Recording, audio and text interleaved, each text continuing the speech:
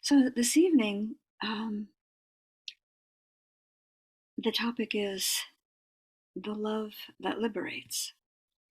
Um, I know that some of you or many of you are familiar or have been exposed to the teachings of the Brahma Viharas or the divine abodes. Is there anyone in here who is not familiar with um, the divine abodes or the concept, particularly the first one, metta or loving kindness? Okay, great.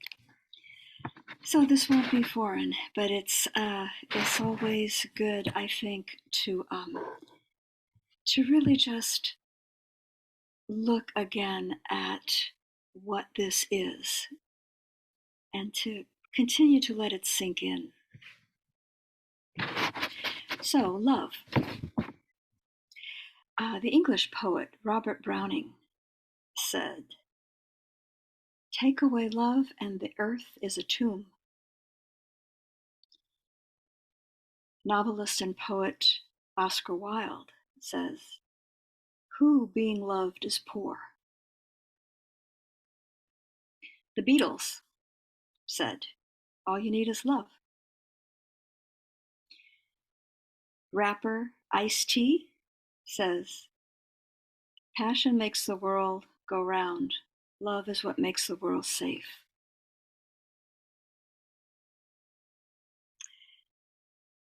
Garcia Marquez, a Nobel Prize-winning Colombian writer, says, "The only regret I will have in dying is if it is not for love." So this interest, emphasis, obsession, if you will, even, with that which we call love is quite universal in all the cultures and civilizations of the world from, I think, all time. We see it. We see this emphasis, this interest in literature and folklore and music and dance and movies and commercials. It's everywhere, right? I think we're all in agreement that um, everyone wants to be loved and perhaps even and to love. We also see this emphasis, this in the philosophical, spiritual, and religious traditions of the world. Mother Teresa, "There are no great acts, only small acts done with great love." The Buddha, "Hatred never ceases by hatred in this world, only by love is it healed." Again, the Buddha, "Develop a heart that is so full of love that it seems that it resembles space which cannot be painted, stained, or destroyed." Jesus, "Love thy neighbor as thyself." The Dalai Lama, "My religion is kindness." There's a teaching from the Hasidic tradition, the Jewish tradition, the Hasidic story, and it says this: one day, while the rabbi and his disciples were walking along, the rabbi asked them how they could know when night ended and when the moment when dawn began, or the day began. Immediately, the disciples thought that they understood the importance of this question, since there were prayers and rituals that could only be done during the day and prayers and rituals that could only be done at night.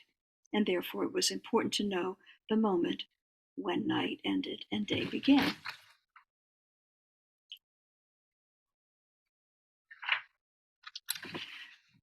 So one of the students responded, "Well, it's when you see an animal in the distance and you can tell if it's a wolf or a sheep."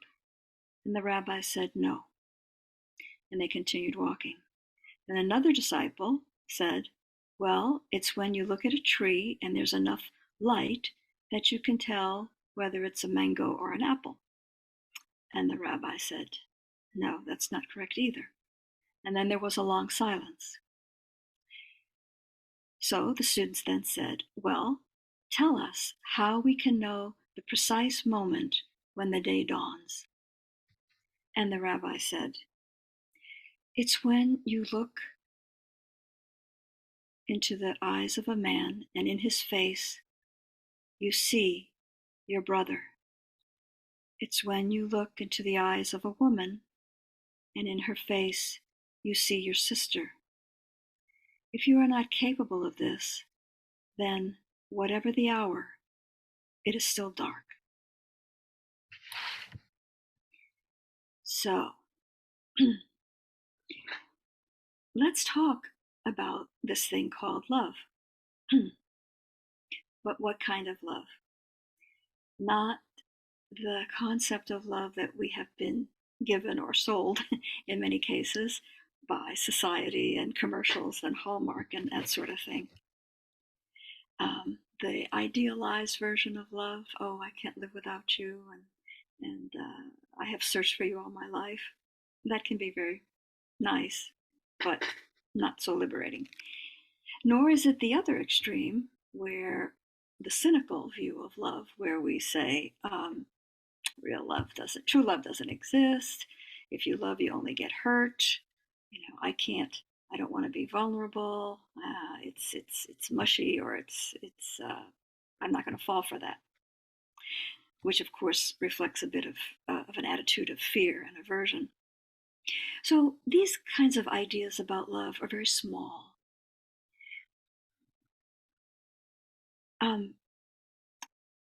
What we'd like to focus on this evening is basically the divine version of what we know as love. The love that doesn't need to be activated by a desired object. The heart that doesn't just need to be a passive recipient of love, but rather which can actually embody love. So in these particular teachings that we're going to refer to the divine abodes, and we're going to only focus on one tonight because not a lot of time, we can say that the love that we're referring to has four aspects, or four, it's called faces, or four dimensions when it manifests in the world as a relational quality. The four faces of love.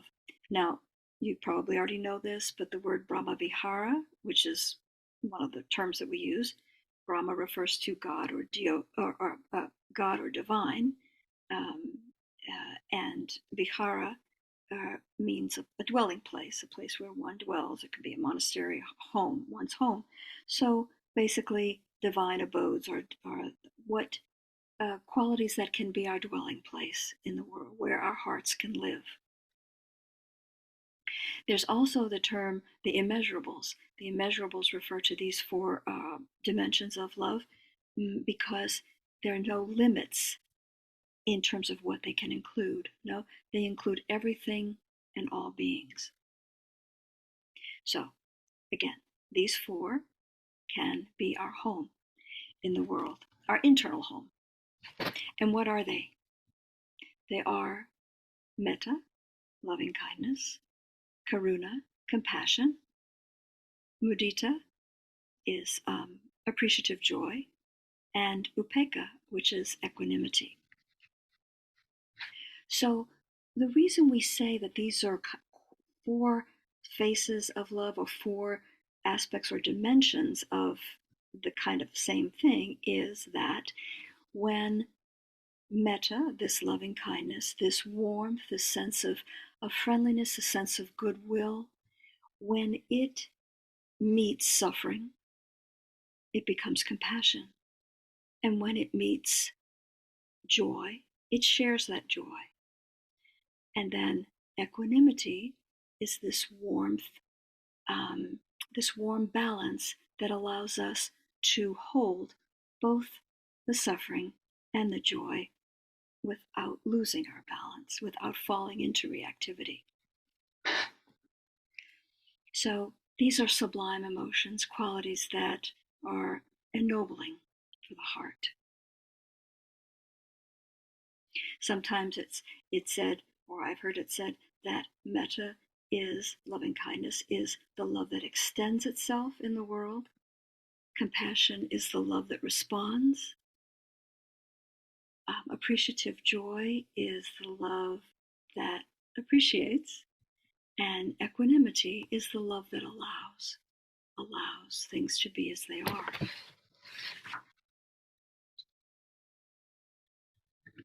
So, and there are ways in which all of these support one another and are absolutely related.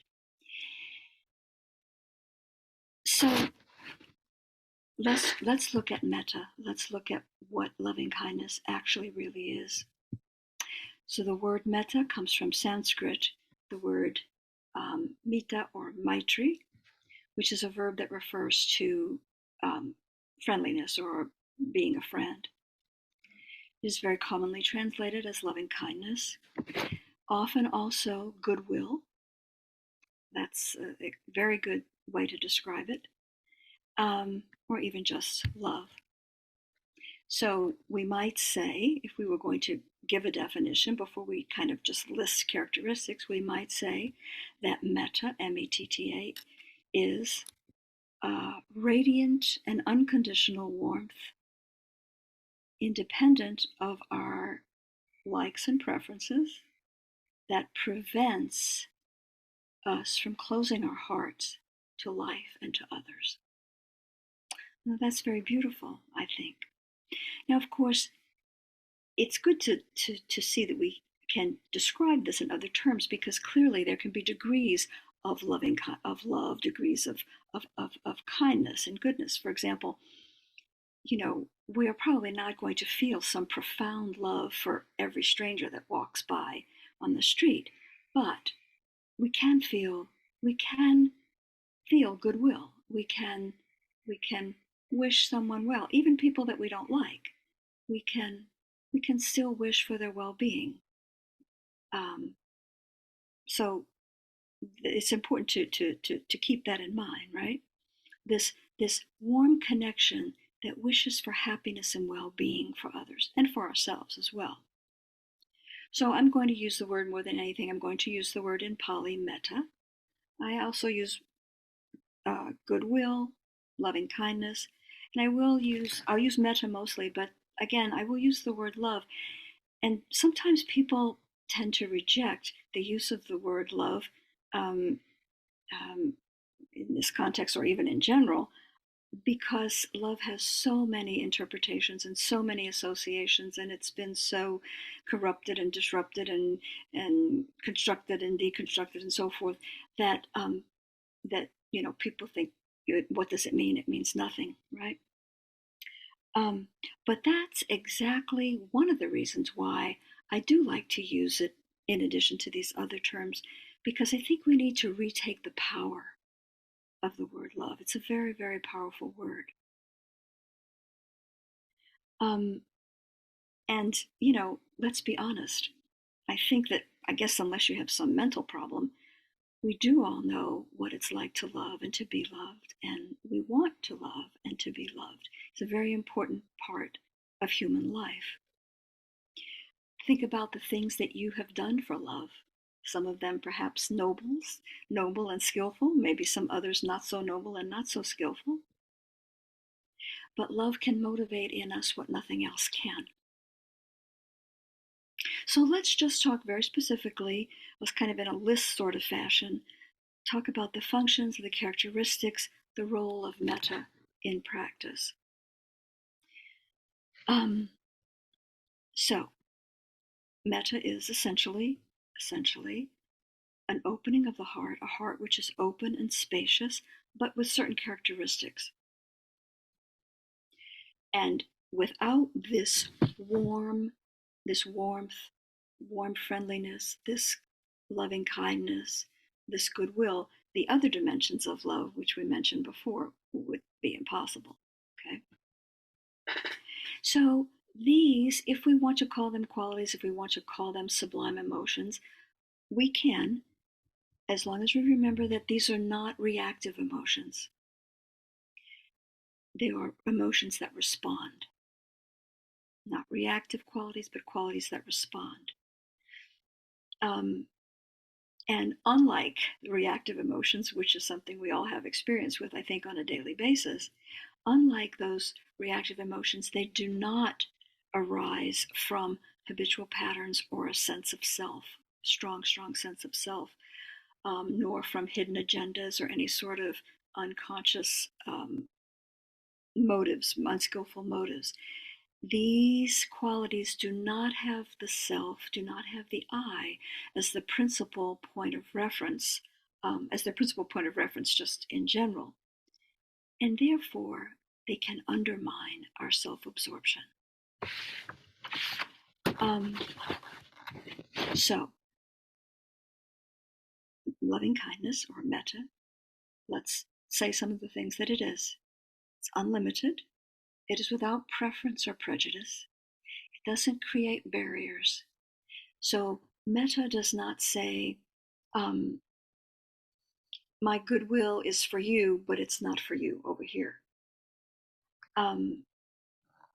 It's kind of like it has compared to the sun, like the sun at midday that shines over everything. So, in the same way that the sun does not shine, in Palm Springs only and not in San Diego, or vice versa, or over this person or that person, and so metta so also shines, if you will, equally over all. The sun does not um, shine over people who seek the sun's rays, and doesn't shine less over people who don't seek the sun's rays, who seek the shade.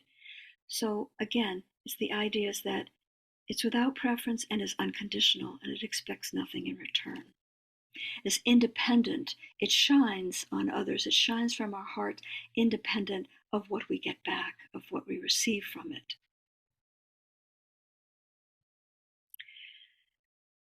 It is a highly developed kindness, loving kindness that is free from attachment and aversion.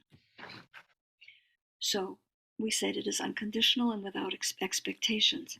It does not depend, we can say also, it does not depend on external circumstances. It's not based on appearances or ideas or whims or how we're treated by others. In that way, we can say that this kind of warmth and kindness is born of abundance, not deficit.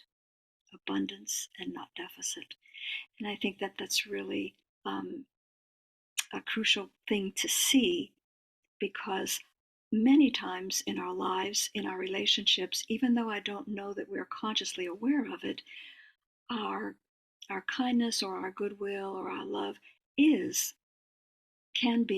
often can be tied to getting something in return, whether we're aware of it or not, or whether we care to realize it or not. There it is. It can be there. So the idea of abundance. You know how sometimes when we speak of a partner in a relationship or something, we say, or a marriage, we say, he or she or they is my better half, my better half. So, here I am and I'm not complete, and this other person, uh, is going to complete me, is going to make me whole, right? So that is uh, this idea of deficit, right? Implying that there's something in me that's missing, and that the other person is going to fill this hole inside of me. So then, kind of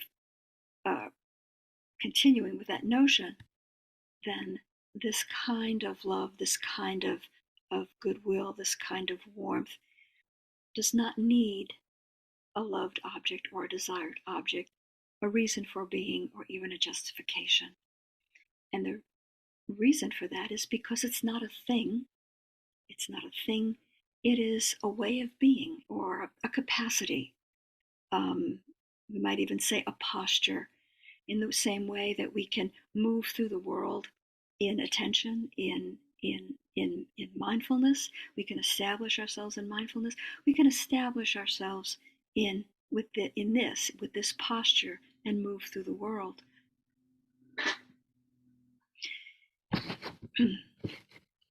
In the same way that mindfulness does not judge, does not cling or reject, and is present with what is, we say the same thing about metta or loving kindness. We said that this kind of love does not have conditions or expectations. So conditions and expectations have a lot to do with selfing. But with this way of loving, this way of being, we have the possibility, if we cultivate it, to transcend the limits of ourselves or the limits of our love or what we think or perceive are the limits of our love. So I think that we have a lot of perceived limits, but they're not really there. We can go much bigger, right? So metta would say, I don't love you because I want you to love me back. I love you because I can't do anything else. I can't do other than love you. Again, I'm using the word love. We could use less strong words. But the point is, it's a purification. Such is the purification that we aspire to when we cultivate this. In fact, it has been said that one sign of spiritual maturity is when to love is more important than to be loved. That's not exactly so easy to digest, I think. Maybe it's even a little hard to conceive of. And so this is something, so loving is actually the nature of a heart. And the nature of an undefended heart is loving kindness, metta, that we're talking about. And this is not something that we develop overnight, just little by little. It's mind training. It's training of the mind, just as we train in mindfulness. We train in loving kindness. We learn little by little to say yes to our experience. The Dhammapada says, the tree gives shade even to the woodsman whose axe destroys it. So we're talking about a very special, noble and unique kind of opening of the heart when it's realized in the world. The poet Rilke says that for one human being to love another is the most difficult of all our tasks. It is the work for which all other work is preparation. Love asks great things of us. It chooses us, it calls to us. It is asking us to rise to its heights. So, our habitual patterns and, being under the influence of the unwholesome roots, greed, hatred, and delusion, with that, we tend to make love very small, which is exactly the opposite of what I just read. We tend to shrink it down. We kind of want it to fit within the confines or the limits of our current capacity to love, or again, what we perceive as our current capacity to love. But again, what we can discover little by little, cultivating and practicing, is that this warmth, this loving kindness is so much bigger, and it can be extended, and it can encompass so much more. It can transcend and help us to transcend the limits of this I.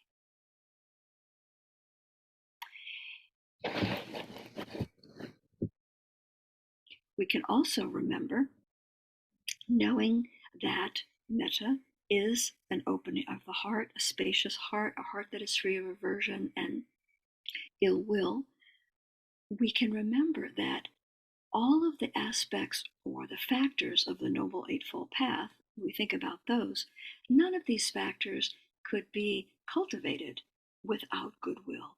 Um, so, or from the perspective of a heart that's closed. And we can see this very clearly if we remember what right intention is. So, the factor of right intention says it consists of non ill will, which is goodwill, right? Or metta. It consists of non cruelty, which would be more loving kindness or compassion in action. And of course, um, um, uh, renounce, what is the word? Renouncing? Uh,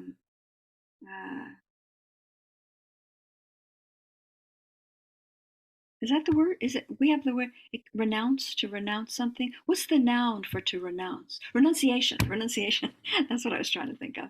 And renunciation, which of course um, um, moves us away from that which is unskillful, or that which is unskillful. So intention, the relationship between intention and metta is clear. Intention precedes all thought, word, or deed, and intention we know is extremely important, right? So we are cultivating and training in intention, and that's really good, because for as long as we're under the influence of greed, hatred, and delusion, our perception is not entirely trustworthy, but our intentions, if they are skillful ones, if we're cultivating skillful ones, can be trustworthy. We are training in making our intentions trustworthy and pure, right? And that is a very good support as we move through the world. So then, again, along those lines, goodwill, metta, goodwill is the principle that guides all ethical action, ethical behavior, right? Without the basis of ethical conduct, um, the practices that lead to liberation are not possible. Example, if you spend the day killing and stealing and killing and stealing and lying, for example, and then you go to sit down later to meditate, which you probably wouldn't if you spend the day killing and stealing, but in any case, you go to sit down to meditate, your mind is not going to quiet easily.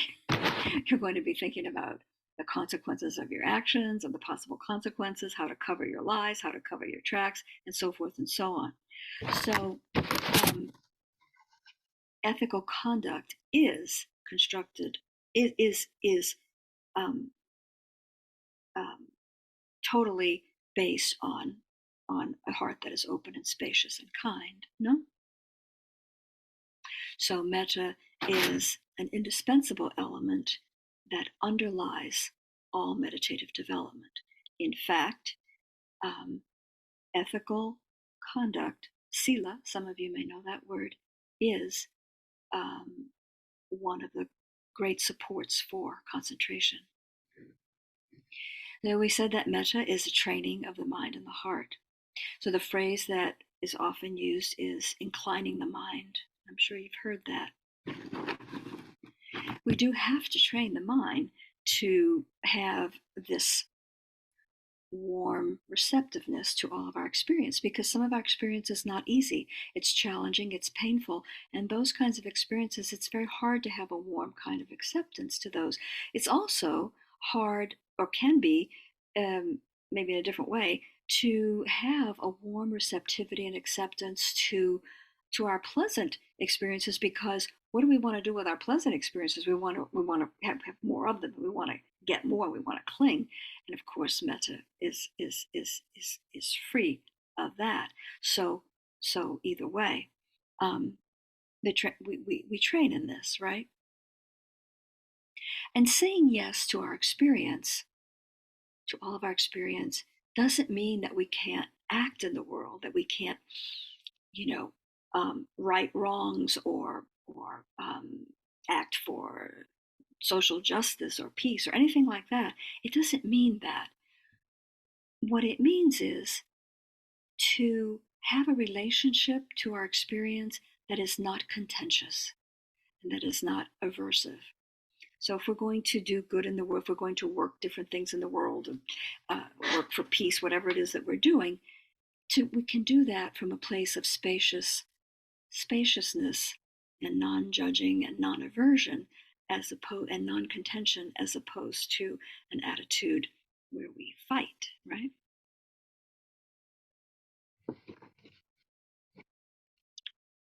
Metta is a purification. It's a purification because one of the things that it does when we practice it is it shows us where metta is not, where what are the blockages in our hearts, what places in our hearts are not metta yet. Because if you think about it, when you do the practice, for example, if you do phrases of metta, loving kindness, compassion, whatever it might be, it's kind of like scrubbing the heart. So when you're cleaning something, if you're washing the dishes or you're cleaning something, you have to get your hands dirty, right? You touch the dried food on the plates, or you touch the dirt on whatever it is that you're cleaning. I mean, your hands get dirty. So when you're cleaning something, so when you're practicing, doing some of these practices, you're going to be scrubbing, and you're going to see envy fall away, or fear, or anger, or judgment, or whatever it is, right? You will see those things as you do the practice. So again, it's like clearing away and cleaning, and letting you see where it is that um, you can grow your love, right, and tamp down the obscurations. When you, as if many of you might be familiar with the phrases that we use to practice the Brahmaviharas, and so along this lines of purification,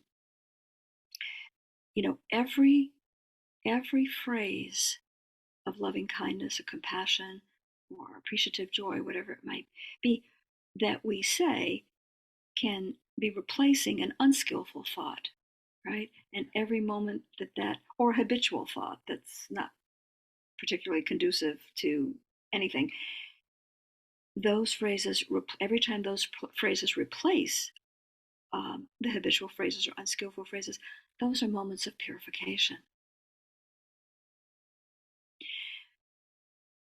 Also, we recognize that metta is a practice of happiness, or that certainly produces happiness. You may not be happy every single moment that you're in the midst of practice, but as you perfect it, the only result that an open heart can ultimately give, a heart that is becoming freer of greed, hatred, and delusion, the only result that can give ultimately is peace and happiness, right? And we remember that contentment or happiness, along with ethical conduct, is another extremely important, I think we can say indispensable, support for concentration. We know that metta is a protection as well. When the Buddha taught metta for the first time, actually, I'm not sure if it was the first time, but when he taught metta to the monks, I think it was the first time. Anyway, the monks were in the forest meditating, and they became frightened of spirits and ghosts and the tree spirits and all that sort of thing, and they went to the Buddha. And that's when the Buddha gave the practice of metta to the monks as a protection, saying that, of course, with a heart that is filled or imbued with metta, is the best protection that there is, as well as the wealth that there is. Now, just in parentheses, I will say the Buddha never taught metta with phrases. The phrases we get from the Suttimagga, which comes from the 5th century Sri Lanka, I think it is. But there are other ways. There are different ways of practicing metta. The point is ultimately the same. So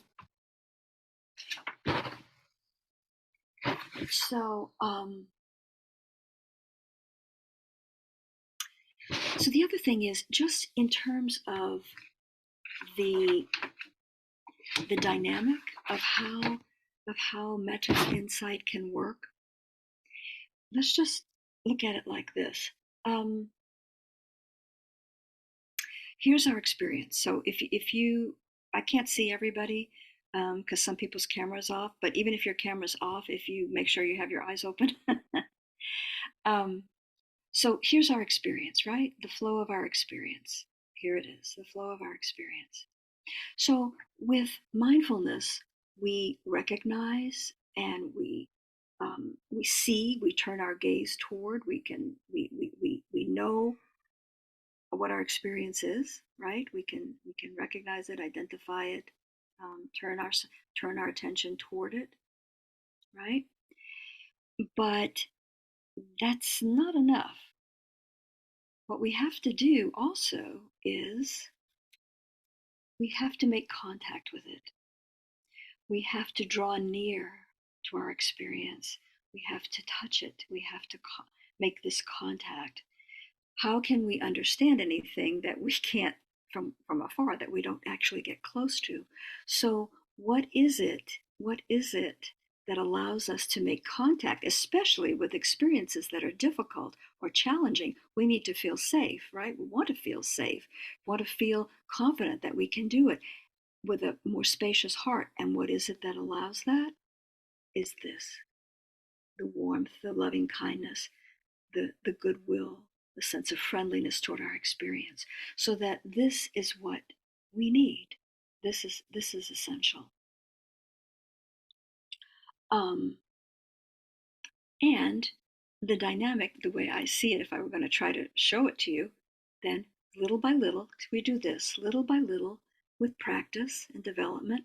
What happens? Attention and love is we've made this contact with our experience, and the clouds go away little by little, right?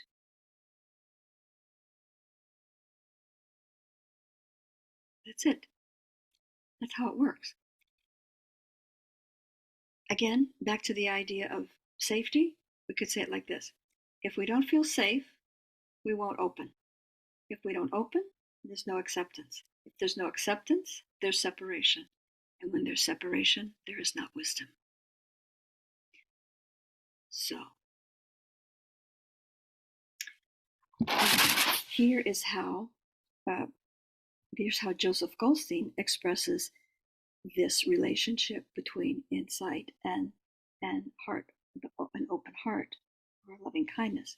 He says, as the feelings of care and love grow and become more stable, it softens our minds and hearts, becoming smoother, more pliable. They become smoother, more pliable.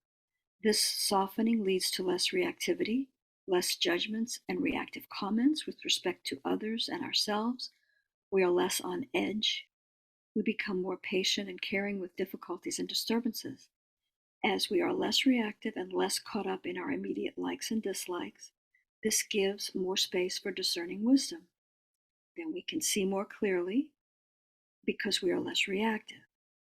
When we can see more clearly what is truly skillful, we make wiser choices. Seeing clearly, we make wiser choices. Wiser choices lead to greater happiness. Happiness leads to more metta. We see more clearly again, more wise choices, and it's like a cycle. Mm-hmm. So you don't have to do specifically metta practices, or do it in this way, or say these phrases, because it is true. I think it's the experience of many people. I certainly have experienced it like this myself, that that um, ultimately uh, metta and mindfulness, they merge. So when mindfulness is strong and deep, um, it is the experience of many. It is my own experience as well. Metta will arise, and when when often when metta is very strong and deep, this prepares this fertile ground so that insight can arise, because the mind isn't so taken up with all of the petty things that we're and self-referential things that we're normally taken up with. So, um, so, so yes, uh, you don't ever have to do these practices in whatever way that you the many different ways that, or the different ways that you could do them, and then different traditions have different ways. Um, you don't ever have to do them. Some people don't, and many people do. I have certainly done them and found them to be extremely helpful, um, particularly in moments of great challenge when the heart needs to open more. So, for example, um, the Buddha, when he taught metta to the monks, he did not teach with phrases. As I said, these phrases came later. Um, the way that he taught it was radiating. So you radiate feelings of loving kindness, or radiate feelings of compassion, or appreciative joy, whatever it might be, equanimity, radiate in front of you, to one side, to the other side, in the back, above, and below. So the way I sort of uh, relate to that is like this. All of the practices that we do, all the tools that we have are, I mean, it's lovely to have all these tools so that we can work moment to moment with whatever it is that will help us to stay connected to what is, and with an open heart. And that could change from moment to moment, or could change from day to day, or week to week, or month to month. So, like I said, when the Buddha taught this radiating method, that's wonderful. I, for example, in my own experience, maybe you could relate to some of this if you think of your experience. When I'm out walking in the neighborhood, or in Balboa Park, or on the beach or something, and I see a cute little dog, maybe a little puppy, or a baby, precious little baby, like I saw one just here the other day, I immediately feel, I don't try to smile, smiles just comes to the face. I see this being, and I immediately feel this warmth that radiates to this little being. I don't need to say a phrase, may you be happy, may you be healthy, may you be free from. So I don't need to say that, because the feeling of of loving kindness, of compassion, of joy at seeing them smile, or whatever, all of that is just automatically right there. Now, on the other hand, maybe on TV I see a certain politician whose words and actions and worldview I absolutely don't agree with, and I think that they're causing people a lot of harm. So maybe in that moment, that spontaneous feeling that I feel for this beautiful little baby or this puppy, that doesn't come out. So in order for me not to say in my mind or out loud very unskillful things, I might use the phrases um, at that moment. And sometimes I don't. Sometimes the unskillful things just come out. I mean, let's be honest. So what I'm saying is we have these tools, and we have these practices, and and how fortunate, because we can just um, we we can then um, use them as needed. But whatever we do, or however we do it, the important thing is that we have this gesture, okay, this one that I did before. This has to happen. However you get to this, it may be okay, but you have to have this. You have to make that contact with your experience. Anyway, so all of this is all of this can begin with just the simple and beautiful wish that another being be happy. Also for ourselves, it's extremely important to have this for ourselves, because if we can't have loving kindness toward ourselves, it's not likely that we will be able to do it easily for others. So I think I'd like to stop there. There's a few more things I could say, but I would like to, we have just the 5 minutes, and I would like to give anyone a chance, if they wish, for any comment or any sharing or question or anything like that.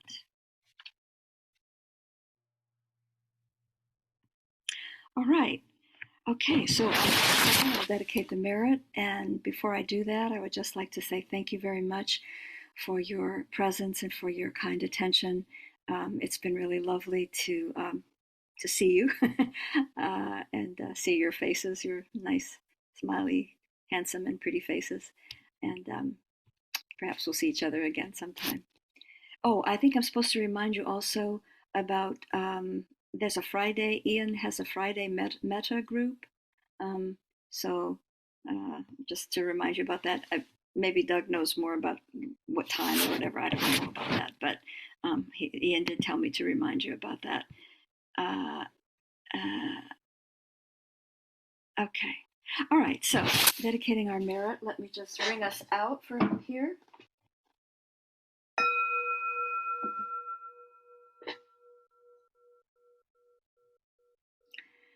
May all beings be happy. May all beings have ease of well-being. May all beings be healthy. May all beings be safe from inner and outer harm. May all beings find a relationship with life that allows them to live in peace, whatever arises in their experience.